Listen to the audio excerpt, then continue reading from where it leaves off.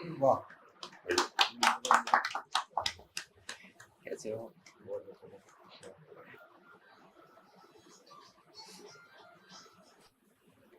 आज हम सब सनातन फाउंडेशन की साप्ताहिक बैठक में उपस्थित हुए हैं। कुछ पुराने अपने साथी मित्र हैं, कुछ नए मित्र सहयोगी युवा साथी आए हुए हैं। उनका मैं हार्दिक स्वागत अभिनंदन करता हूं इस बैठक में। बैठक की एक मर्यादा है, सूचना है, थोड़ा सा उसका ध्यान देंगे कि ये युवा शास्त्र कार्यक्रम है। इसमें हम लोग विषय को सुनेंगे, समझेंगे और अपनी जो जिज्ञासा है, सवाल है, कुछ प्रश्न होंगे, वो बैठक के समाप्त में आधे घंटे का सत्र रहेगा, उसमें अपना विषय रखेंगे। अभी औपचारिकता में हम सब लोग अपना परिचय देंगे। प्रमुख जो संगठन के अपने नेतृत्व करता हैं, संस्थापक जी हैं, कबीर जी महाराज जी, मैं उनका परिचय करा दे रहा हूं। साथ में जो वरिष्ठ पदाधिकारी हैं और भी संगठन के ट्रस्टी हैं, माननीय संदीप मिश्रा जी हैं, अपने पूर्व प्रचारक हैं, राष्ट्रीय स्वयंसेवक संघ के, वर्तमान में आप व्यवसायी हैं और अधिवक्ता हाई कोर्ट हैं। उनके बाईं ओर बैठे हुए हैं अपने माननीय अखंड प्रताप सिंह जी हैं। आप राजनीतिक सामाजिक कार्यकर्ता हैं, वरिष्ठ हैं, राजनीतिक हैं, हम लोगों के बड़े भाई हैं, मार्गदर्शक हैं। और हमारे दाईं ओर बैठे हुए हैं कबीर जी महाराज जी, जिनका मार्गदर्शन, उद्बोधन, प्रबोधन आज हम सबको प्राप्त होगा। मैं सतीश तिवारी, सनातन फाउंडेशन का ट्रस्टी और वर्तमान में भारतीय जनता पार्टी का दायित्व है क्षेत्रीय संयोजक के नाते से। सभी लोग बारी बारी से अपना अपना परिचय देंगे तो अच्छा रहेगा। मैं अमित चौधरी, मैं गोरखपुर का रहने वाला हूँ। उज्जवल त्रिपाठी। अमित श्रीवास्तव, लखनऊ से। संस्कार मिश्रा। दिव्यांशु पांडे, लखनऊ से। आदर्श ठाकुर, लखनऊ से। आयुष तिवारी, प्रवीण शुक्ला, लखनऊ से। निखिल सिंह, जौनपुर से। प्रद्युम्न मिश्रा, जिला बस्ती से। गोरख राव। मैं राहुल सोनी, लखनऊ से। आज जो हम सब लोगों को विषय प्राप्त होने वाला है और संगठन के विषय में कुछ जानकारी, संगठन का परिचय, संगठन के मूल उद्देश्य क्या है, उसकी कार्य पद्धति, कार्य प्रणाली पे हम सब लोग चर्चा करेंगे, विषय रखेंगे माननीय महाराज जी। उसके पहले मैं चाहता हूं कि संदीप मिश्रा जी हमारे संगठन के ट्रस्टी हैं और सचिव भी हैं, हमारे भाई, वो विषय का प्रस्तावना रखें तो अच्छा रहेगा। माननीय संदीप जी। हम सभी अभी नौजवान लोग हैं और बहुत ऊर्जावान लोग हैं। उज्जवल जी ने यहाँ बैठने की योजना बनाई,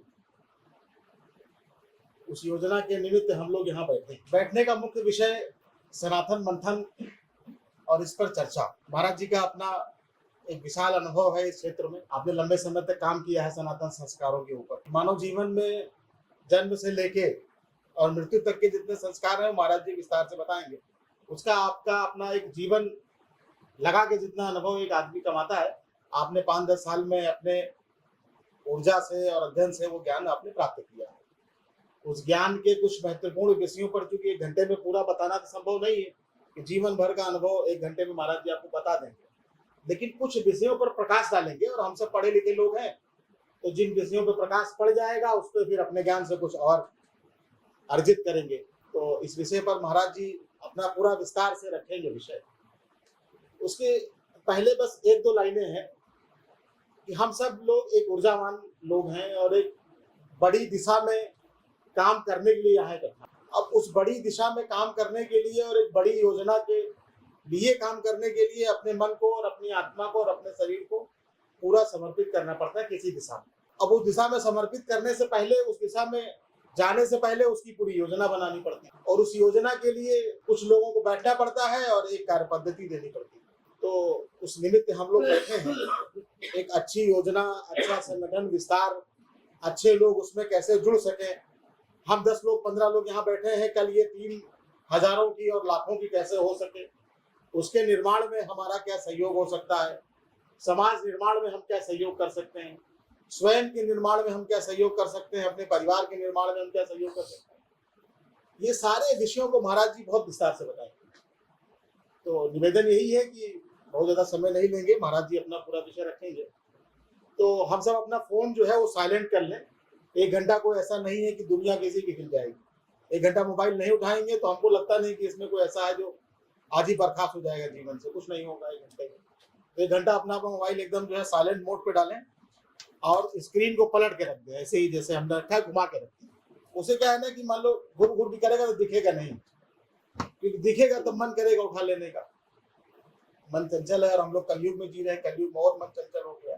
बहुत महत्वपूर्ण हो तो रजिस्टर किए आप तक से बाहर जाके नहीं, कोई महत्वपूर्ण नहीं है। 1 घंटा में हम सब लोग देखिए, अगर उज्जवल जी के बुलाने पे यहाँ आए हैं तो जाहिर सी बात है उज्जवल जी से हमारे कुछ संबंध होंगे, हम लोगों की मोहब्बत होगी और उज्जवल जी से लगाव होगा, तो उनकी लगाव में 1 घंटा दे सकते हैं। बाकी अभी महाराज जी का विषय सुनेंगे तो हो सकता है मन में कुछ और परिवर्तन आए, तो आप 2 घंटा देने की क्षमता में चले जाएं। तो महाराज जी से निवेदन है कि हम लोगों का आप मार्गदर्शन करें और सनातन संस्कारों पे और अपने सनातन जीवन में, अपने सामाजिक जीवन में हम सब कार्यकर्ता कैसे और प्रगति कर सकें, इस पे अपना विचार है। सबसे पहले तो आप सबका बहुत बहुत धन्यवाद, और खास तौर से उज्जवल का, क्योंकि जब कोई भी कोई एजेंडा सेट करता है ना, वो एक तरीके से नया होता है। कोई भी कुछ काम करना शुरू करे नया होता है, और किसी भी युवा मस्तिष्क में वो बात चली जाना कि इस एजेंडा पे हम कुछ ना कुछ सहयोगी हो सकते हैं, तो ये सहयोग की भावना ही मन में आना बहुत बड़ी बात हो जाती है। तो उज्जवल से जब 2-3 बार चर्चा हुई इन विषयों पे बहुत विस्तार में, और पिछले शास्त्रार्थ में जब हम लोग बैठे थे तो बहुत कुछ विषय उज्जवल को समझ में आया, और उज्जवल ने उसी दिन जिम्मेदारी ली कि अगला शास्त्रार्थ हम लोग अपने यहाँ करेंगे। और आज उसी का ये फल है कि हम सारे लोग बैठ के फिर से एक बार बात करने की कोशिश कर रहे हैं। तो आप सबसे एक छोटा सा निवेदन है कि ऊर्जा आपस में एक दूसरे की बढ़ाने के लिए, अपने भाई की ऊर्जा बढ़ाने के लिए एक बार दोनों हाथों को जोड़ के जोरदार से तालियां बजा दीजिए उज्जवल के लिए। दूसरा, यहाँ पे हम लोग बिल्कुल भी प्रवचन करने नहीं बैठे कि हम लोग यहाँ पे बहुत सारा ज्ञान लेके आए हैं और अब ज्ञान बांटने वाले हैं, कि गीता के बहुत सारे श्लोक पढ़ेंगे और हम लोग उनका धीरे धीरे ट्रांसलेशन समझेंगे। ऐसी कोई बातचीत अपन को नहीं करनी, और जरूरत भी नहीं है, क्योंकि ज्ञान तो आप रील खोलोगे तो हर एक रील में का नया ज्ञान मिल ही जाता है। और उस ज्ञान के बाद हम दिन भर इतने ज्ञानी रहते हैं कि कितने लोगों को ज्ञान बता देते हैं कि संभावना ही खत्म हो जाती है ज्ञान की दूसरी। 7 घंटे आप लोग लगभग अंगूठा घिस रहे हो मोबाइल में आज, लगभग एवरेज। अब 7 घंटे अंगूठा घिसने के बाद आप एक रील पे खुश होते हो, दूसरे पे दुखी होते हो, तीसरे पे और ज्यादा खुश हो जाते हो, चौथे पे मोटिवेटेड हो जाते हो, 5वें पे डिप्रेस हो जाते हो। आपके जो इमोशंस का ग्राफ है वो इस तरीके से जिगजैग चल रहा है, जैसे कि आपकी हार्ट लाइन चलती है। कार्डियोग्राम देखा है आपने सबने? अगर हमारे इमोशन इस तरीके से दिन भर ऐसे ऐसे हो रहे हैं तो इसका मतलब है कि हमारी इमोशनल स्टेबिलिटी पे खतरा है ना, कहीं ना कहीं।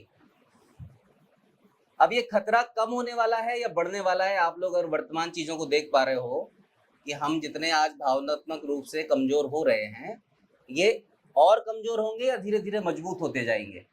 आप लोग वर्तमान व्यवस्थाएं देख रहे हैं ना गौर से, कि टेक्नोलॉजी बदल रही है। पहले आप 4-5 साल पहले मोबाइल में इतनी चीजें नहीं आती थी, डेटा महंगा आता था, आप कम समय देते थे। आज ज्यादा फ्रेजाइल हो रहे हो, कमजोर होते चले जा रहे हो रहे हो या नहीं हो रहे हो। जिस तरीके से मशीन सीख रही है, ये आपको कमजोर करेगी या मजबूत करेगी आने वाले समय में? मेरी बात आपको समझ में आ रही है मैं क्या कहने की कोशिश कर रहा हूँ? जो मशीन आज की डेट में कर रही है, पहले मशीन धीरे धीरे सीखती थी, आज मशीन जल्दी सीख रही है। आप फोन उठाते हैं, मशीन सीख गई कि भाई साहब को इस समय पे फोन उठाने की आदत है, और इस तरीके से मैं करूंगी तो भाई साहब फोन उठाएंगे, मेरा नोटिफिकेशन इस तरीके से परोसा जाएगा, इस तरीके से ऐड आएगा, तो इनको समझ में आ जाएगा, तुरंत फोन उठाएंगे और मेरे पीछे लग जाएंगे। कंट्रोल कर रही है ना कहीं मशीन। हमारी इमोशनल स्टेबिलिटी पे थोड़ा थोड़ा खतरा बढ़ता चला जा रहा है ना समय के साथ। आज आपकी जो भी एज है, मुझे लगता है कि 25, 30, 35 जो युवा बैठे हैं यहाँ पे, 35-40 से ज्यादा की नहीं है। ये जो समय है, हम लोग मुहाने पे आगे खड़े हो गए एक तरीके से। हमारे पहले की पीढ़ी और आने वाली पीढ़ी में बहुत बड़ा बदलाव का ये समय है। एक ट्रांजिशन चल रहा है, बहुत द्रुत गति से चल रहा है, बहुत स्पीडी चल रहा है। और इस ट्रांजिशन के सबसे बड़े जो विटनेस जिसने किया है वो हम सब हैं। हमने अपने जीवन में सबसे बड़ा बदलाव देखा है इतिहास का या नहीं देखा है? हमारे जीवन का सबसे बड़ा बदलाव हम लोगों ने देखा है और देख रहे हैं। मेरी बात से आप लोग सहमत हैं या नहीं है? ये जो बदलाव है हम लोगों के लिए, हो सकता है कि इसके साथ कोप अप करना थोड़ा सा आसान रहा हो, क्योंकि बदलाव हमने देखा है। आपके जो बच्चे होंगे या आपके जूनियर्स होंगे उनके लिए बदलाव इस तरीके से हो जाएगा कि वो चेंज नहीं होगा, ट्रांसफॉर्मेशन हो जाएगा। कोई फूल है वो अपने आप में कुछ और बन जाएगा। जब समय नहीं मिलता तो उसके साथ व्यवस्थागत ढांचा या एडजस्टमेंट करना बहुत मुश्किल हो जाता है। तो जब आप ऐसी जगह पे हैं जहां पे आपको अनुभव है, ऐसी जगह पे हैं जहां पे आप समझ सकते हैं थोड़ा सा भी, तो इस जगह पे आके क्या हमको थोड़ा सा जिम्मेदार होने की जरूरत है कि नहीं है? अगर हम जब धर्म की भी बात करते हैं तो धर्म के प्रवक्ता बनने से पहले हमें कुछ जिम्मेदारी लेने की जरूरत है या नहीं है? आज समाज के जो आपसे छोटे लोग आ रहे हैं, जो युवा वर्ग आ रहा है, ये मानसिक रूप से परवर्टेड होते चले जा रहे हैं, विकृत होते चले जा रहे हैं। इनको वो कॉमन सेंस भी नहीं है। अब इनके कॉमन सेंस ना होने का कारण क्या है कि एक पीढ़ी के पास जो प्रक्रियाएं होती हैं वो अगली पीढ़ी के लिए रिचुअल्स बन जाते हैं, मान्यताएं बन जाती हैं, और उससे अगली पीढ़ी के लिए वो अंधविश्वास बन जाता है। आज हमारे या आपकी नजर में, हम में से बहुत होंगे कि हमें हमारा धर्म ही अंधविश्वास के नजरिए से देखना पड़ता है। आपको अपने धर्म में बहुत सारी बातें ऐसी लगती होंगी कि ये सुपरस्टिशन है, लगता है कि नहीं लगता है? बहुत सारी बातें आपको लगती होंगी, बहुत सारा कुछ देखने में आता होगा। आज कुछ चीजों पे हम लोग प्रकाश डालेंगे, कुछ चीजों को समझने की कोशिश करेंगे जो बहुत इंपॉर्टेंट है। सबसे पहले मेरा सवाल है आप सबसे, और आप सबको पार्टिसिपेट करना है, ऐसा क्या है जिसके कारण हम अपने आप को सनातनी कहते हैं? क्या कारण है कि हम सनातनी हैं? वो आधार क्या है, वो ठोस आधार क्या है कि हम सब अपने आप को हिंदू या सनातनी कहते हैं? मुझे एक एक करके बताइए, आपको क्या लगता है आप हिंदू क्यों हैं? हम केवल सनातन उसमें पैदा हुए इसलिए हिंदू है? आप एक परिवार,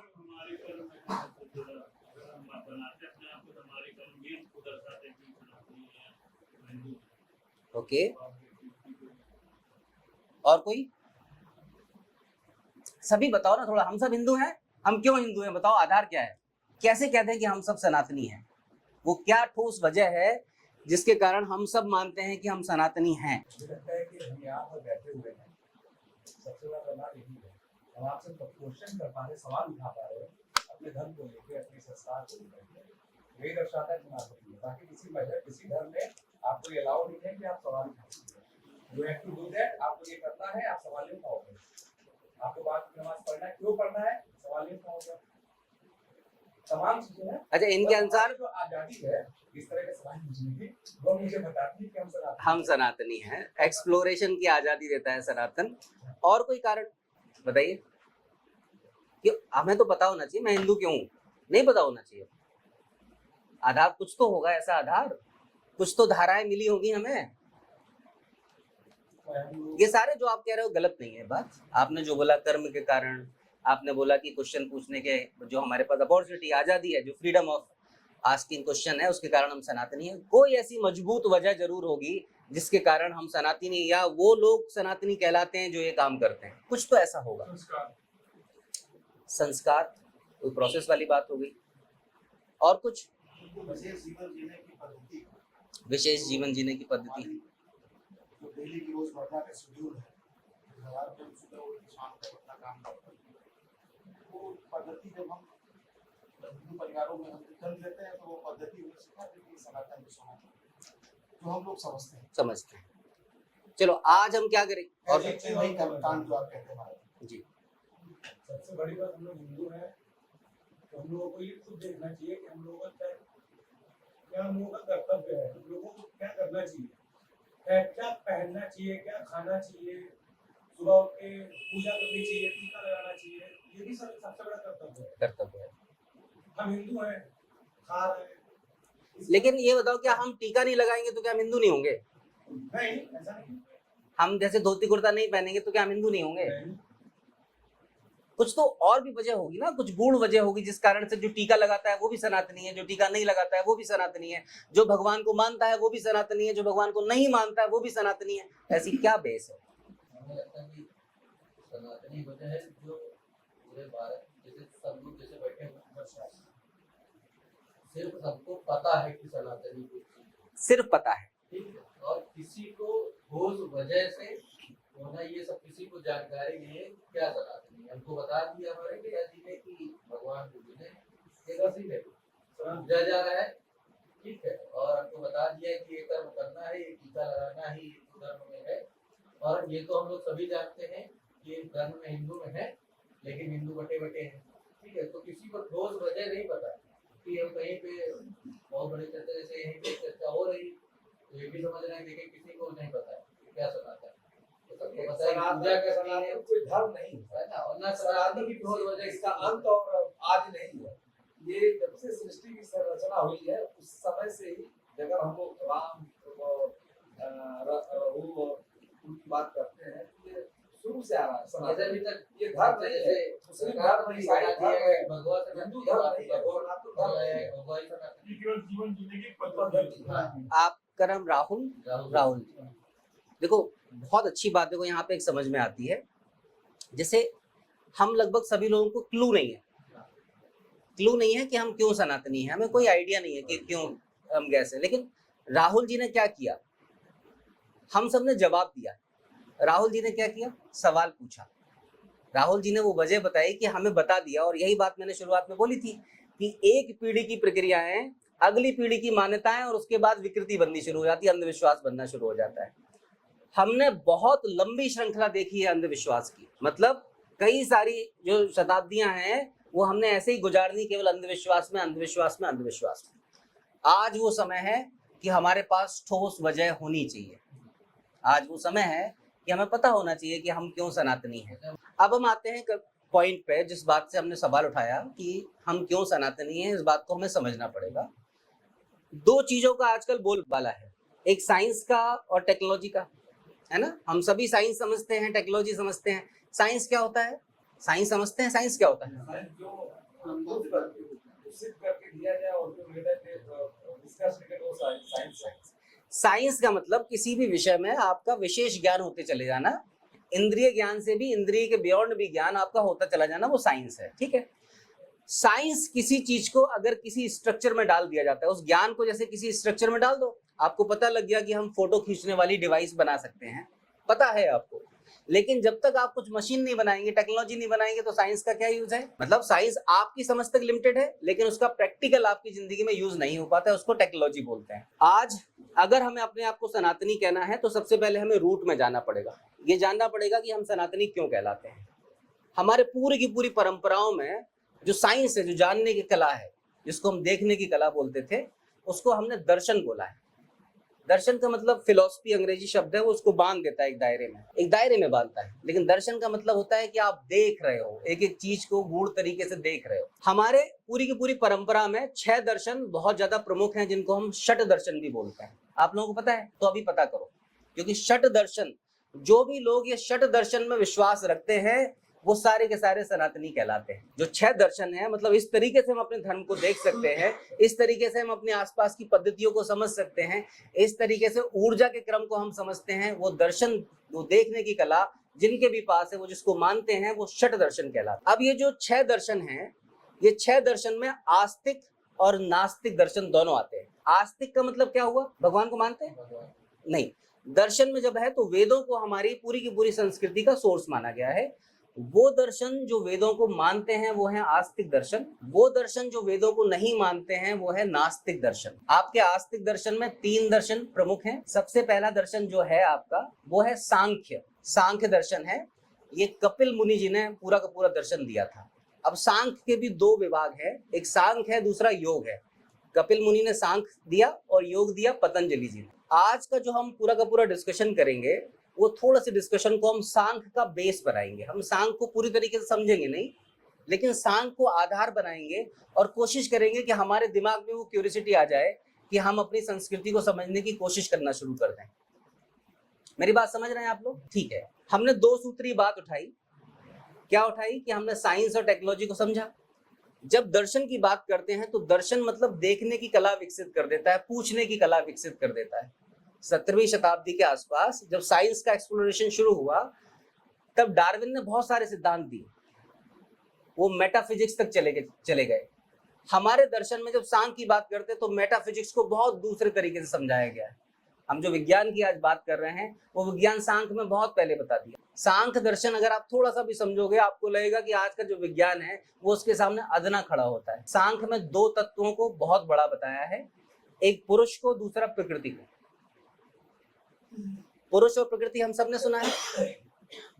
अब पुरुष और प्रकृति जब हमारे दिमाग में आता है तो कहीं ना कहीं पुरुष या महिला हमारे दिमाग में आ जाती है। पुरुष को हमेशा स्टैटिक स्ट्रक्चर बोला गया है, निर्गुण स्वरूप बोला गया है, निराकार स्वरूप बोला गया है पुरुष को। और प्रकृति उस निराकार को आकार देने के लिए जो बल है वो प्रकृति है, और प्रकृति को त्रिगुणा बोला गया है। कौन कौन से गुण हैं मूल प्रकृति के?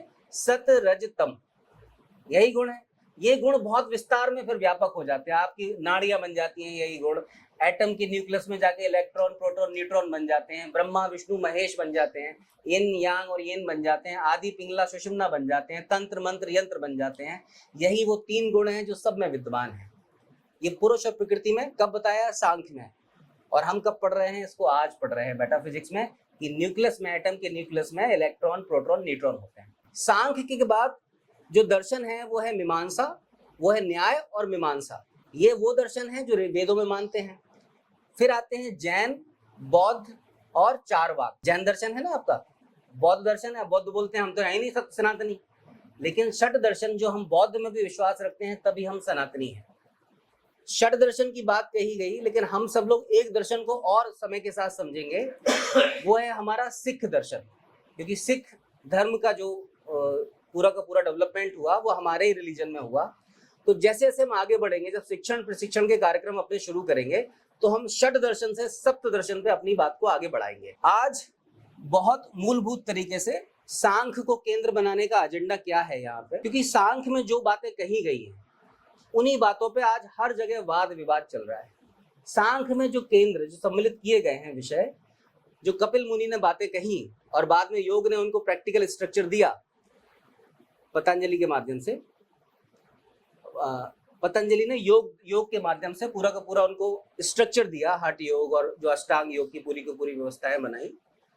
अब सांख्य पे आज आपका और हमारा विवाद किस चीज पे है? जब हम मेटाफिजिक्स की बात करते हैं तो आप जब खड़े होते हो तो अपने आप को सुपर इंटेलिजेंट मानते हो। आप बोलते हो कि हम सबसे ज्यादा इंटेलिजेंट हैं, हम कुछ भी बना सकते हैं, कुछ भी क्रिएट कर सकते हैं, ये बोलते हो ना।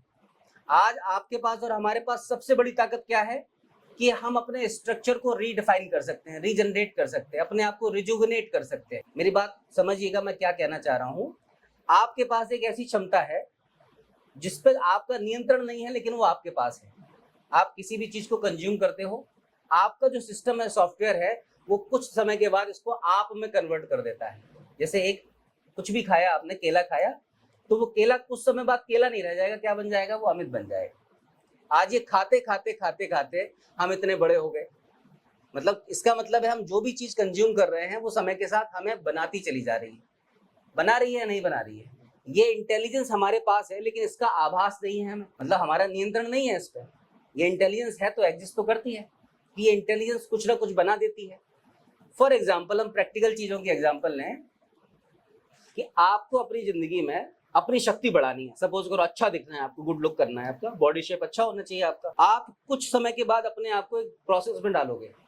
ये जो प्रोसेस में आपने डाला, आपकी बॉडी अपने आप आपको रिजुविनेट करना शुरू कर देगी।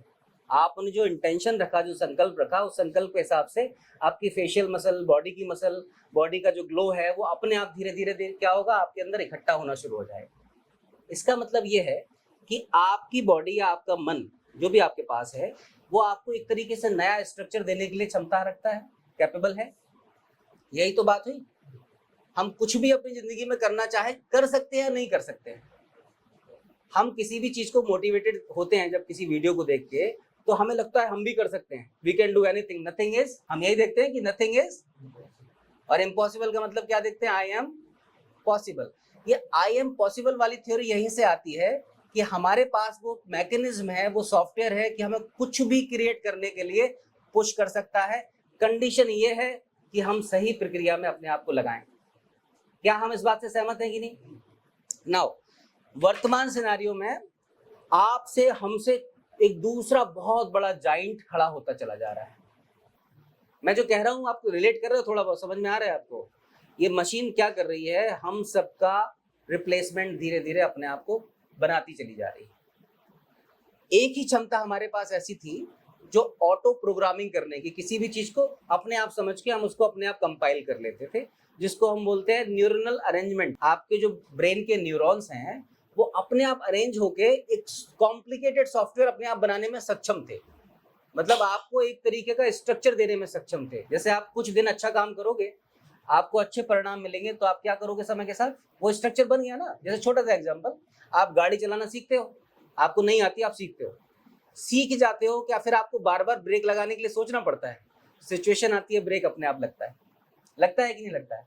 स्टीयरिंग अपने आप मुड़ती है, इंडिकेटर अपने आप जल जाता है, स्पीड अपने आप कम ज्यादा होती रहती है। कैसे होती है ये? क्योंकि आपको तो पता है कि आप नहीं कर रहे हो। कई बार ऐसा भी हुआ होगा आप लोगों के साथ कि आपको होश ही नहीं होगा, हो सकता है आपकी आंखें बंद हो फिर भी ब्रेक लग जाता होगा। ये कैसे होता है? ये आपका इंटेलिजेंस है ना। वो इंटेलिजेंस क्या था जिसने एक समय के बाद उस प्रोसेस को मैकेनिकल बना दिया, मतलब अपने आप मशीन टाइप का क्रिएट कर दिया कि अब ये काम हम ऑटोमेटेड भी कर सकते हैं। आज सॉफ्टवेयर की यही क्षमता क्रिएट हो गई। आज जो मशीनें हैं वो इसी तरीके से प्रोग्राम को ऑटोमेट कर सकती हैं, गाड़ियां चला सकती हैं, आपके लिए कुछ भी क्रिएट कर सकती हैं, आपके लिए सिचुएशंस क्रिएट कर सकती हैं, आपको अट्रैक्ट कर सकती हैं, आपको दूर भगा सकती हैं। अब ऐसे समय में जब सारा काम मशीन कर लेगी तो हम और आप क्या करेंगे? अगर मेरी बात आपने सुनी होगी तो आपको समझ में आया होगा कि हमारे पास सच में कितने विकल्प रह गए। बेटा आप मेरी बात सुन रहे हो? कितने विकल्प, क्या कर रहे हो आप? अभी लॉ कर रहे हैं।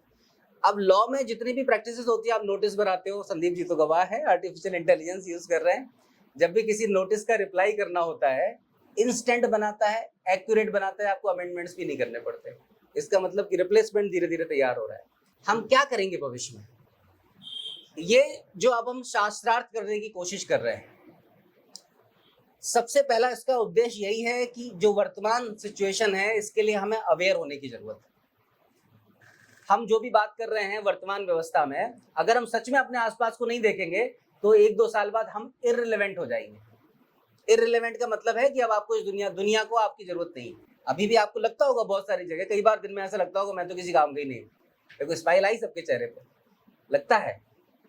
ये जब ऐसा ही लगने लगे कि आप किसी काम के नहीं हो सच में, तो क्या होगा? सुसाइडल टेंडेंसी नहीं बढ़ेगी? जब आपको लगेगा कि आप यूजलेस हो तो आप धीरे धीरे सुसाइड करोगे। कितनी सुसाइड्स हो रही हैं, छोटे छोटे बच्चे सुसाइड कर लेते हैं, बड़े बड़ी फैमिली सुसाइड कर ले रही है। आपके देश की आबादी 150 करोड़ है। 150 करोड़ की आबादी को एकोमोडेट करने के लिए सरकार के पास कोई पॉलिसी नहीं है, सरकार के पास कोई प्रोविजन नहीं है। ऐसे समय में आपको नहीं लगता कि आपको अपने लिए और अपने समाज के लिए खड़ा होना चाहिए कि नहीं होना चाहिए? आपको ये लगता है कि हम लोग तो निहत्थे हैं, हम करेंगे कैसे? आपको ये लगता है कि हमारे पास खुद ही अपनी जिम्मेदारी निभाने की क्षमता नहीं है, हम समाज की जिम्मेदारी कैसे निभाएंगे? यही तो लगता है हमें। और ये लगने का सबसे बड़ा कारण है कि हम समाज से दूर होते चले जा रहे हैं। आज एक किसी के कहने पे जब हम सब इकट्ठे हो सकते हैं, तो क्या हम सब एक मत हो जाएं किसी चीज पे, तो ऐसी हजारों लोगों को इकट्ठा नहीं कर सकते एक जगह के लिए। हमारे छोटे छोटे कंट्रीब्यूशन से, डायरेक्ट इनडायरेक्ट टैक्सेस से आप सरकारें चला रहे हो, इतने लाख करोड़ की आप इकोनॉमी मेंटेन कर रहे हो, जीडीपी, पूरे देश का एक्सपोर्ट इंपोर्ट आप रेगुलेट कर रहे हो, और उस रेगुलेशन का हिस्सा बना है कैपिटलिज्म, पूंजीवाद। पूंजीवाद का बहुत बड़ा मतलब था, व्यापक था कि सबके पास रिसोर्सेस होंगे, लेकिन ये तो सेंट्रलाइज हो गया। आपके देश में विचारधारा आनी ही नहीं चाहिए थी अगर हम अपने दर्शनों के साथ थोड़ा भी फैमिलियर होते। आपके जो सनातन षट दर्शन है, हम इसके लिए पूरा प्रशिक्षण पे बात करेंगे आज, क्योंकि इसलिए नहीं कर रहे हैं क्योंकि अगर हम थोड़ा सा भी टेक्निकल गए तो हम लोग मुद्दे से भटक जाएंगे। लेकिन हम सबको, मैं आपके लिए एक असाइनमेंट है कि सांख्य दर्शन को आप जरूर समझना। ये दर्शन आपको वैज्ञानिक समझ देगा और आपके धर्म से जोड़ेगा। जब तक हम दर्शन और जो हमारे वेद हैं उनके स्ट्रक्चर को नहीं समझेंगे, तब तक हम मनुस्मृति को भी नहीं समझ पाएंगे। तब तक मनुस्मृति हमें पाखंड लगती रहेगी। जो 16 संस्कार हैं, अगर हम अपने मूल स्वरूप को नहीं समझेंगे तो आज के स्वरूप हमें पाखंड लगेगा, हम आगे लेके नहीं जा पाएंगे। ये समझ विकसित करने का उद्देश्य यही है कि हम सबसे पहले अपने आप से सवाल पूछना शुरू करें और आसपास के एनवायरनमेंट में सवाल क्रिएट करना शुरू करें। आज अगर हम सबको आगे बढ़ना है, ये सारी बातें जो हम और आप कर रहे हैं, ये बात कल राहुल जी जाए और 50 लोगों के बीच में इन बातों को शुरू करें, तो 50 लोगों के लिए आप बेहतर काम करेंगे या बुरा काम करेंगे? अगर ये अवेयरनेस आप क्रिएट करते हैं पूरे के पूरे समाज में, तो आप एक बेहतर काम कर रहे हैं, संकल्पित काम कर रहे हैं, या एक बहुत बेकार काम कर रहे हैं? संकल्पित काम है ना। जिन 50 लोगों को अवेयरनेस आपके द्वारा प्राप्त होगी, वो 50 लोगों की जिंदगी में आपका कंट्रीब्यूशन रहेगा या नहीं रहेगा? अगर आप अच्छा काम करेंगे तो आपके अंदर संतुष्टि आएगी कि नहीं आएगी? दूसरा, जब आप किसी भी डायरेक्शन में बढ़ते हैं तो आपकी ऊर्जा वहीं पे विकसित होना शुरू हो जाती है। प्रकृति खुद ही उस क्षेत्र में आपकी ऊर्जा को धीरे धीरे खोलना शुरू कर देती है, नए आयामों को विकसित करना शुरू कर देती है। तो जब आप किसी का जागरण कर रहे होंगे तो आपका अंतःकरण खुद भी जागृत हो जाएगा। और आपकी चेतना उन चीजों को देखना शुरू कर देगी जो आपके लिए, आपके बच्चों के लिए, आपके परिवार के लिए जरूरी है। आज हमें सच में किसी पाखंड की जरूरत नहीं है। आज हमें उन प्रक्रियाओं की जरूरत है जो सबसे पहले हमें तो खड़ा करे, हमें तो स्टेबल करे। उज्जवल, अगर हम सच में संकल्पित नहीं हुए, हम सच में एक दूसरे के या खुद के सहयोगी नहीं हुए, तो कैसे चलेगा समाज। अभी अपन जिस टॉपिक पे हैं उसको 10-15 मिनट की और चर्चा करेंगे, क्योंकि हम लगभग अपना पॉइंट कवर कर चुके हैं। और उसके बाद हम बहुत सारे आधारभूत सवाल एक दूसरे से, क्योंकि आप लोगों की समझ से, आप लोगों को जो समझ में आता है हम लोगों को समझने को मिल जाएगा, काम करने के लिए मिल जाएगा, एक अगले हफ्ते का नया एजेंडा मिल जाएगा, है कि नहीं। एजेंडा सेट करना है कि नहीं करना है, समाज के साथ बैठना है कि नहीं बैठना है। अगर हम कोई भी काम कर रहे हो आज की डेट में, अगर हम 25-30 लोग आपके सहयोगी हों तो आप काम कर पाएंगे कि नहीं कर पाएंगे। कोई भी काम कर रहे हो, आप रियल एस्टेट का काम कर रहे हो, आप सेल्स का कर रहे हो, आप इंश्योरेंस बेच रहे हो, आप सॉफ्टवेयर क्रिएट कर रहे हो, अगर आपके समाज के और आपके आसपास के लोग सहयोगी हैं तो आपका काम ठीक चलेगा या खराब चलेगा, सही चलेगा ना। अगर आपके फेसबुक फोटो पे हम सब 25 लोग लाइक करेंगे तो आपका डिस्ट्रीब्यूशन बढ़ेगा कम होगा, बढ़ेगा ना। आज हम सब अपने एक दूसरे के लिए गड्ढा खोद रहे हैं, एक दूसरे की जड़ें काट रहे हैं, क्योंकि उज्जवल त्रिपाठी जब भी कोई फोटो डालेंगे तो अमित को लाइक नहीं करनी, राहुल को लाइक नहीं करनी। कैसे करते कंट्रीब्यूट भाई, हमारे बीच का आदमी कैसे बढ़ेगा। प्रवीण जी ने कोई वीडियो शेयर किया तो हम सबको करना ही नहीं, क्यों कंट्रीब्यूट करेंगे भाई, क्योंकि हमारा सब कुछ चला जाएगा मूलभूत। क्योंकि आज सबसे ज्यादा परेशान हम लाइक के लिए, हमारे पास लाइक नहीं आए तो हम किसी को क्यों दें। ये एक डिफरेंस जानबूझ के क्रिएट हो गया है और इस डिफरेंस से हमें बचना पड़ेगा। यही डिफरेंस है जो हमारी जेबें खाली करा रहा है, क्योंकि आपके पीछे आपको ले जाने में आपके आसपास के लोगों का हाथ होता है। आज सोशल मीडिया पे डिस्ट्रीब्यूशन इज इक्वली इंपॉर्टेंट जितना आप समाज में एक दूसरे के साथ बैठते हैं। अगर आपने फोटो डाली है और अगर आपने आसपास के लोगों को व्हाट्सएप ग्रुप में शेयर कर दिया और अगर इन लोगों ने उसको लाइक नहीं किया तो वो समझेंगे कि आपकी फोटो में दम नहीं है। एल्गोरिथम ये समझेगी कि आपने कंटेंट गंदा डाला है, वो क्या करेगी, आपको पीछे डाल देगी। और यहीं इन सारे लोगों ने आपको सहयोग कर दिया तो वो आपको पुश करना शुरू कर देगी। ये इसलिए हो रहा है क्योंकि समाज में हम एक दूसरे से कनेक्टेड हैं। सोशल मीडिया आप सबके लिए जरूरी है। आपका डिस्ट्रीब्यूशन ही भविष्य में आपको एक रेंज दे पाएगा। अब ये डिस्ट्रीब्यूशन अगर केवल ऑनलाइन प्लेटफॉर्म्स पे है तो वो खत्म हो जाएगा। शनि ट्रांजिट हो रहे हैं मीन राशि में, कुंभ से मीन में, तो जितने इन्फ्लुएंसर्स हैं उनका कैरियर स्टेक पे है और जितने चेंज मेकर्स हैं उनका कैरियर अब हाई होने वाला है। तो आप वो इन्फ्लुएंसर बनना चाहते हैं, वो काचा बादाम पे डांस करके, या चेंज मेकर बनना चाहते हैं। हम इन्फ्लुएंसर बनना चाहते हैं या अननेसेसरी किसी को भी उल्टपटांग डांस करके, उल्टपटांग बात करके प्रभावित करना चाहते हैं, झूठ बोल के। आजकल लोग अघोरियों की कहानियां सुना रहे हैं, अघोरियों के ऊपर किताबें लिख रहे हैं, उनके खुद के कोई एक्सपीरियंस नहीं है। ये किताबें पढ़ के, ये कहानियां सुन के आप उनसे प्रभावित हो सकते हैं कि जादू हुआ था, ऐसा बदल गया था, उन्हें एक प्राण दूसरे प्राण में ट्रांसफर कर दिए थे। हमारी और आपकी जिंदगी में क्या फर्क पड़ जाएगा इससे? पड़ेगा किसी भी जादू से। Magic should begin from you. हमारे अंदर से जादू पैदा होना चाहिए। जादू कैसे पैदा होगा? इस जादू को हम एक्सपीरियंस नहीं करना चाहते कि यही कहने क्या करें, आखिर हैं तो इंसान ही। यही इंसान को अनलिमिटेड पोटेंशियल दिया है भगवान ने, तो उसको हमें एक्सपीरियंस नहीं करना चाहिए। आज समाज में जो व्यवस्थाएं बिगड़ गई हैं हमारे धर्म को लेके, हमारी खुद की मानसिकता को लेके, उन सारी चीजों की जागृति का समय है या नहीं है? क्या हम सब सहयोगी हो सकते हैं इसमें कि नहीं हो सकते? कोई भी काम एक दिन में बहुत बड़ा नहीं हो सकता। हमने पिछले हफ्ते एक कदम लिया था, आज ये दूसरा कदम है। अगर आप सब सहयोगी हो गए तो अगले हफ्ते हो सकता है कि हम एक साथ 10 कदम ले सकें। एक हफ्ते में हम 10 जगह लोगों से बात कर सके। 10 इंटू अगर 20 होते हैं तो कितने लोगों से बात कर ली हमने? 200-300 लोगों से बात तो कर ली अपनी। और जिस जगह आप ये बात पहुंचाएंगे ना, उस जगह आपका प्रभाव बढ़ेगा, कम नहीं होगा। तो उद्देश्य सनातन फाउंडेशन का बहुत स्पष्ट है कि सबसे पहले तो हमें एक दूसरे के साथ संगठित होना है, जुड़ना है। हम डिप्रेशन में तभी आएंगे जब हमारे पास कोई बात करने के लिए नहीं रहेगा। हम डिप्रेशन में तभी आएंगे जब हमें कोई सहयोग करने के लिए नहीं रहेगा। आज आपको कोई परेशानी होती है तो कुछ पॉइंट्स तो होंगे ना कि हमने उज्जवल को कॉल कर लिया, अखंड जी को कॉल कर लिया। अगर हमारे पास ऐसे सहयोगी लोग हैं जो हमारे भाई हैं, बड़े भाई हैं, तो हम मजबूत रहेंगे ना, कमजोर तो नहीं पड़ेंगे। तो सबसे पहले जो हम पहला प्रयास कर रहे हैं, हमारा पहला कदम है युवा शास्त्रार्थ। आप बोलते हैं ना शास्त्र सम्मत बात है। शास्त्र क्या होता है? क्या है शास्त्र? किसी शास्त्र का नाम बताओ आप लोग। क्या है ये शास्त्र? बोले शास्त्रों में लिखा है। और हम सब हिंदू हैं, हमें नहीं पता शास्त्र क्या है क्या ये शास्त्र, कहाँ से आया शास्त्र, कौन से शास्त्र में लिखा है। शास्त्र का मतलब होता है साइंस और शास्त्रार्थ का मतलब होता है साइंटिफिक डायलॉग। आज अगर हमें अपनी संस्कृति को समझना है तो रूट्स को समझना पड़ेगा। दो मूलभूत चीजों को आज हमने समझा है, मैं रिवाइज कर रहा हूं। सबसे पहले हमारी संस्कृति का सोर्स है हमारे वेद, ठीक है। वेद को अपौरुष बोला गया है, मतलब हम लोगों ने नहीं बनाया है इसको, किसी ने नहीं बनाया है, ये परसीव्ड विजडम है। कोई बहुत सारे ऋषि मुनि एक साथ रहे होंगे, हालांकि वेद व्यास को इसका क्रिएटर माना जाता है, बहुत सारे, लेकिन एक आदमी नहीं कर सकता काम। जैसे मुझे यहाँ बोलने के लिए बोल दिया, अब अगर मुझे क्रेडिट दे दिया जाए कि सनातन फाउंडेशन का मैं चेहरा हूँ या मुझे चेहरा बनाया गया है, तो लेकिन मैं अकेले तो कर नहीं सकता, मैं अकेला कर सकता हूँ, तो बहुत बड़ी परंपरा रही होगी। और हमारा देश तो जाना ही जाता था कि जागृत लैंड है, तो बहुत बड़ी परंपरा रही होगी जिन्होंने प्रकृति के सूक्ष्म से सूक्ष्म और स्थूल से स्थूल नियमों को समझा और वेदों में रूपांतरित कर दिया। वेदों के स्ट्रक्चर को हम समझेंगे अगले प्रशिक्षण कार्यक्रम में। आपके कितने वेद होते हैं? 4 वेद हैं। कौन कौन से हैं? ऋग्वेद, यजुर्वेद, सामवेद और अथर्ववेद। ऋग्वेद का ऋग का मतलब होता है प्रेस करना, यजुर का मतलब होता है पूजा पद्धतियां, साम का मतलब होता है ध्वनि, मतलब म्यूजिकल और जो रिदमिकल सेंस है उसको डेवलप करना, अथर्ववेद का मतलब स्टेबल माइंड, ठीक है। ये चारों वेद हमारी संस्कृति को ड्राइव करते हैं और ये बहुत व्यापक हैं, बहुत विराट है। इनको कोई भी आके बोले कि हम आपको वेद समझा देंगे, नहीं। हमारे लिए जरूरी है स्ट्रक्चर को समझना, हम कहाँ से आते हैं। वेद को हम बोलते हैं श्रुति, और जो दूसरे हिस्से हैं शोध के उनको बोलते हैं स्मृति, जिसमें स्मृतियां आती हैं, 18 स्मृतियां, 18 पुराण आते हैं। हमारी इतिहास आता है जिसमें रामायण महाभारत को हम पढ़ते हैं।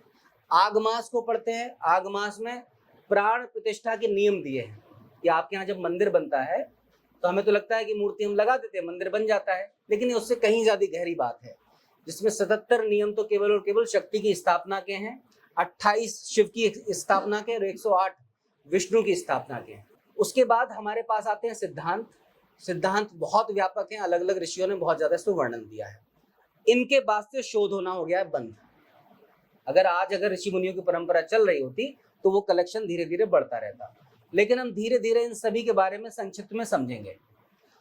अब इन पे जिन्होंने काम किया है, जिन्होंने इनको समझाया है अपनी अपनी भाषा में, उनको हम बोलते हैं दर्शन। मतलब देखा है उन्होंने, साइंटिफिक लैंग्वेज में समझाया है कि हम क्या समझ रहे हैं। जो भी इन षट दर्शन को समझता है या इसमें विश्वास रखता है वो सारे सनातनी हैं। अब षट दर्शन का मतलब कोई किताबें नहीं है। षट दर्शन एक बहुत व्यापक दर्शन है, इतना व्यापक दर्शन है कि दुनिया की किसी भी जगह पे, जमीन पे इतना दर्शन पे काम कभी नहीं हुआ है। दर्शन मतलब किसी चीज को जीना। ये वो दर्शन है जिसको हम मानते हैं कि ऋषि मुनि जाते थे अपने शरीर को छोड़ के और नक्षत्रों का ज्ञान हासिल करके आते थे। तो दर्शन में आप जितना गहरा उतरेंगे उतनी दार्शनिक व्यवस्थाएं आपकी सुदृढ़ होती चली जाएंगी। सांख्य दर्शन बहुत व्यापक और बहुत महत्वपूर्ण है, क्योंकि आपको ये तत्व से जोड़ता है, पुरुष और प्रकृति से। ये आपको मेटाफिजिक्स भी समझाता है, आर्टिफिशियल इंटेलिजेंस भी समझाता है। आर्टिफिशियल इंटेलिजेंस के बाद प्रोक्रिएशन कैसे होगा उसके बारे में भी बताता है। तो आप सबसे एक रिक्वेस्ट होगी कि हम जब भी अगली बार जब प्रशिक्षण कार्यक्रम करेंगे तो आपको दर्शन के बारे में थोड़ा बहुत पता हो, क्योंकि यही दर्शन आपके आधार है, आपकी संस्कृति का, आपकी विचारधारा का। दूसरा बहुत बड़ा मुद्दा ये है कि हमें ये पता लग गया कि हम सनातनी क्यों हैं, हमें ये पता लग गया कि हमारी सोर्स ऑफ नॉलेज क्या है। क्रमबद्ध तरीके से हम इसको समय के साथ समझते रहेंगे, ऐसे तरीके से जो हमें समझ में आए। अब हमारा और आपका काम क्या है कि जब भी इस तरीके की बातें करने की संभावना हमें मिले, कहीं भी हमें आयोजन करने के लिए प्रेरणा मिले कि ऐसा प्रवीण जी हमें आयोजन करना है, सुन रहे हैं प्रवीण जी, अगर हमें अगला कोई कार्यक्रम करना है अगले सप्ताह और हमें फिर से लोगों के साथ बैठ के बात करनी है, तो ये शास्त्रार्थ का क्रम चलते रहना चाहिए। अब ये शास्त्रार्थ के क्रम को चलने के लिए जरूरी नहीं कि कबीर जी बैठे हों सब जगह। अगला शास्त्रार्थ का कार्यक्रम उज्जवल को लेना है, राहुल जी को लेना है, आपको लेना है, आपको लेना है, आपको लेना है, प्रवीण जी को लेना है। हमें अपने आप को प्रशिक्षित करना है। जितना हम अपने आप को प्रशिक्षित करेंगे, नॉलेज केवल और केवल ज्ञान देने के काम नहीं आएगी। आप वर्तमान में जो भी कर रहे हैं, जिस भी अवस्था में, उसको बेहतर करना शुरू कर देगी, क्योंकि आपके पास बात उठाने की कला आ जाएगी, बात करने की कला आ जाएगी, अपनी बात दूर तक पहुंचाने की कला आ जाएगी, टेक्नोलॉजी की समझ आ जाएगी आपको। जब आप बात करेंगे आपको वेदों की समझ आ जाएगी, आपको आपके धर्म की समझ आ जाएगी। तो ये आपको बेहतर बनाएगी या कमजोर बनाएगी? बेहतर बनाएगी। तो युवा शास्त्रार्थ का सबसे पहला हमारा जो उद्देश्य है कि इस कार्यक्रम के माध्यम से युवाओं तक पहुंचना, क्योंकि युवा ऑन द वर्ज, या तो वो अपना पूरी जिंदगी बर्बाद कर लेंगे, क्योंकि आने वाले समय में हम लोगों को डिसीजन मेकर्स बनना है। अगली जो पीढ़ी है पॉलिटिक्स में, आप देख रहे हो सभी लोग बूढ़े बूढ़े से हो गए कि नहीं हो गए।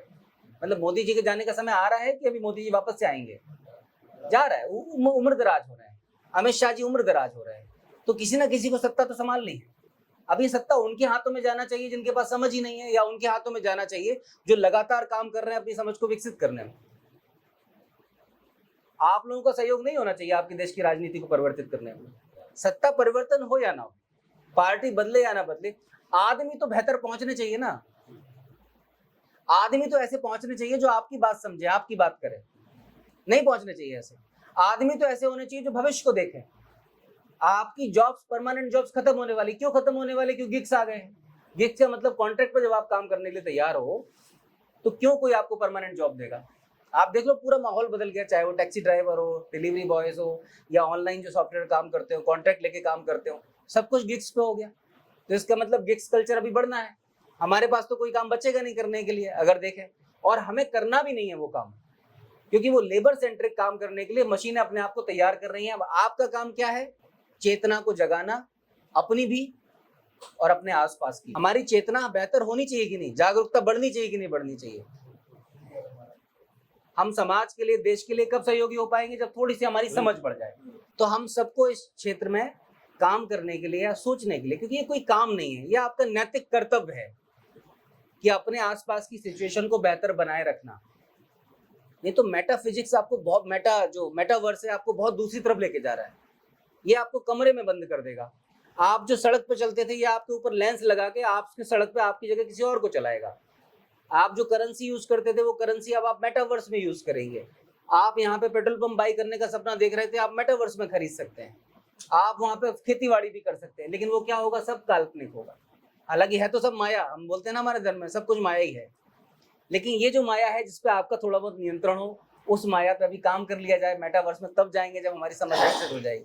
तो युवा शास्त्रार्थ का कार्यक्रम है। सनातन फाउंडेशन 2-3 बहुत महत्वपूर्ण एजेंडे को लेकर चल रहा है, जिन पे शायद कोई काम नहीं कर रहा है और हमें करने की जरूरत है। सबसे पहला, प्रतीक से प्रक्रिया की तरफ जाना है। चाहे वो भगवान राम हो, चाहे भगवान श्री कृष्ण हो, चाहे परशुराम हो, ये हमारे लिए प्रतीक है, प्रेरणा का केंद्र है। लेकिन क्या केवल राम राम राम करते रहने से, राम के नाम के सहारे लड़ते रहने से आपकी हमारी जिंदगी में बदलाव होगा? नहीं होगा। तो प्रक्रियाओं की जरूरत है या नहीं है? ये भी जो हम काम कर रहे हैं एक प्रक्रिया है। शास्त्रार्थ एक सतत प्रक्रिया है। लोग बोलते हैं ना कि दूसरे धर्मों में लोगों की किताबों के पास सब पता रहता है। हमारे लोगों को तो यही नहीं पता है कि हम सनातनी क्यों। बाइबल को मानते इसलिए क्रिश्चियन है। हाँ, बाद में हम सब कह सकते हैं वो सब हमारे से ही निकले हैं, लेकिन हमें ये समझना पड़ेगा हमारा मूल क्या है। तो आज हमें जैसे पता लगा कि हमारा मूल क्या है, ये हम जब भी किसी से बात करें तो उसको बता तो सकते हैं कि षट दर्शन हमारा केंद्र है। षट दर्शन मतलब 7 तरीके से समझते हैं हम अपने धर्म को।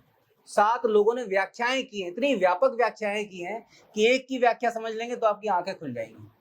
चाहे वो जैन ने बात की हो, मतलब महावीर जैन जी ने जो बात की हो, चाहे वो बुद्ध जी ने जो बात की हो, चाहे वो चारवाकों ने अपना दर्शन दिया हो कि घी पियो, उधार लेके पियो, बार बार पियो, कुछ भी दिक्कत नहीं है, क्योंकि जो कुछ करना है यही करना है।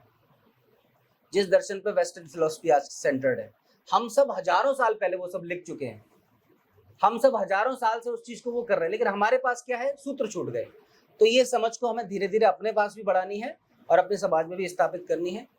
तो प्रतीक से प्रक्रिया की तरफ जाना है। एक प्रक्रिया हमने शुरू की है, इसी प्रक्रिया में धीरे धीरे धीरे दूसरी प्रक्रियाएं शुरू हो जाएंगी, अपने आप लामबद्ध हो जाएंगी। छोटी छोटी प्रक्रियाएं हैं। हमारी पूरी की पूरी प्रक्रिया चेतना को नीचे से ऊपर उठाने का क्रम है। मूलाधार से सहस्रार तक आपकी ऊर्जा जाए, उसका क्रम है। और उस पूरी की पूरी प्रक्रिया के लिए आपका हाथ जोड़ने से ही आपका काम शुरू हो जाता है। हाथ जोड़ना मतलब आपने योग की एक क्रिया को करना शुरू कर दिया। आपने अपनी 2 ऊर्जाओं को पास में लाए, आप किसी चीज के लिए रिसेप्टिव हो गए। वहीं दोनों ऊर्जाओं को ब्लॉक कर लिया, आप ऐसे बैठे हो तो आप सहमत ही नहीं हो किसी चीज से, आप उसके साथ जुड़ना ही नहीं चाहते, बोलते अभी मैं तैयार नहीं। आप जब किसी के सामने हाथ जोड़ते हैं तो आप रिसेप्टिव होते हैं, ग्रहणशील हो जाते हैं। किसी के पैर छूते हैं, झुकते हैं, योगा की दूसरी पद्धति कि आप ग्रहणशील है। जब आप उनके सामने झुकते हैं तो वो आपको कुछ देने के लिए तैयार हो जाते हैं। तो धीरे धीरे हम प्रक्रियाओं को भी लामबद्ध करना शुरू कर देंगे। तो प्रतीक से प्रक्रिया की तरफ जाना है, जिसके लिए पहला काम हमारा यही है कि हमें बड़े बड़े कार्यक्रम नहीं करने। बड़ों में मजा नहीं है, बड़े कार्यक्रम में मजा है क्या? यहाँ पे हम सब पार्टिसिपेंट हैं, सब कंट्रीब्यूटर हैं। बड़े बड़े कार्यक्रम में तब जब मजा आएगा जब हम बड़े हो जाएंगे, जब हमारे पास बहुत सारे लोग एक ही मानसिकता के होंगे। तो आज जरूरी है कि हम जड़ों से जुड़ जाएं। तो आप सबका सहयोग, क्योंकि आप ऐसी जगह पे हैं, इतनी ऊर्जा है आपके पास, इतना माहौल, इतना कुछ सीखने के लिए है, देखने के लिए है, उसको छेड़ने की जरूरत है। तो पहला हम प्रतीक से प्रक्रिया की तरफ, दूसरा संस्कारों का उनकी मूल प्रकृति में स्थापना, ये जिम्मेदारी हम सबको लेनी पड़ेगी। संस्कारों से हम दूर नहीं जा सकते, क्योंकि अगर हम सही संस्कारों में नहीं जाएंगे तो गलत संस्कार अपने आप पड़ जाएंगे। तो पड़ रहा है, तो सही संस्कारों का मतलब सही पद्धतियां जो हमारी ऊर्जा को निमित्त रखती हैं, बैलेंस रखती हैं और धीरे धीरे ऊर्ध्वगामी करना शुरू कर देती हैं, उनको धीरे धीरे हम समझेंगे और स्थापित करेंगे। तीसरा, मंदिरों का सहकारीकरण। हमारी संस्कृति का केंद्र हमारे मंदिर बनते हैं, मंदिरों से ही संचालन होता है। क्या आपको लगता है कि मंदिरों का संचालन अभी जिस तरीके से हो रहा है उस तरीके से होना चाहिए? सहकारीकरण होना चाहिए, मतलब आपकी प्रतिभागिता हो, जो चयन हो, जो प्रबंधन समिति का, वो सहकारी हो, मतलब लोगों के मत से हो, सरकारी ना हो। ये मंदिर आपको करोड़ों अरबों रुपए की संपदा केंद्रित करने में सक्षम है और भारत में लाखों करोड़ों मंदिर हैं। इन मंदिरों की जिम्मेदारी हम धीरे धीरे अपने समाज के माध्यम से अगर केंद्रित करना शुरू कर देंगे तो समाज में जो फंडामेंटल चेंज लाने की जरूरत है, जिसको हम बोलते हैं कि जरूरत है जमीन पर काम करने की, हवा से काम नहीं होगा लंबे समय तक, तो ये हाइब्रिड मॉडल हमें अख्तियार करना पड़ेगा कि धीरे धीरे मंदिरों तक हमें अप्रोच करनी पड़ेगी।